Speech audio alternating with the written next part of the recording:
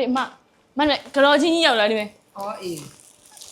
ကတော်ချင်းကြီးအော်အေးကျေးဇူးတင်ပါတယ်လို့ပြောလိုက်သေးလားကျေးဇူးတင်ပြောရတယ်မရဲ့ဒါပေမဲ့လည်းဘာလို့မအောင်ဒီကတော်ချင်းကြီးကဟောကြောချင်းဒါလာဂါရဝပြူတာလေအော်ဟုတ်လားကတော်ပြူကတော်ပြူမရဲ့ဒါပေမဲ့ကတော်ကတိတ်သဘောမကျဘူးဒီဟာကြီးကိုဘာဖြစ်လို့လဲမပဲစဉ်းစားကြည့်လိုက်ဒီနားလေးကဒီနားလေးသမီးကဒီမုံလေးသမီးကကြိုက်သေးတယ်ဒီနောက်ကဒီကော်ဖီမစ်တို့ကြီးကဘာတွေရောအဲ့သမီးမကြိုက်ဘူးအမရဲ့နင်းမကြိုက်ဘူးဟုတ်တယ်ပြဒီလူပုံကြီးနဲ့လည်းဘာဘူးရောရင်မွေးဘူးကြီးလားငါမသိလို့မေးတာရှင်မဒီဂါရဝချင်းကနင်းကိုလာပို့တာလားမဟုတ်ပါဘူးမကြီးအမတို့လာဖို့ကလေအဲ့ဒါကိုဟုတ်တယ်မှဲ့သမီးမကြိုက်တာလေးပြောပြရတယ်အမရတယ်မင်းလည်းချောကလက်သမီးကြိုက်တယ်မယ်တမတီဟိုစီလာကြတော့ရတယ်အမကြီးချိုင်းချိုင်းမယ်တော့တီဟိုတွေအများကြီးရှိနေတာကြောကုန်ကြခံပြီးတော့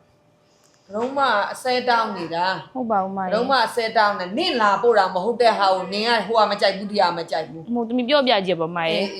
လုံးမရိုက်ခံချင်ခံနေဟုတ်ပါဘူးမကြီးတော့မယ်မကြီး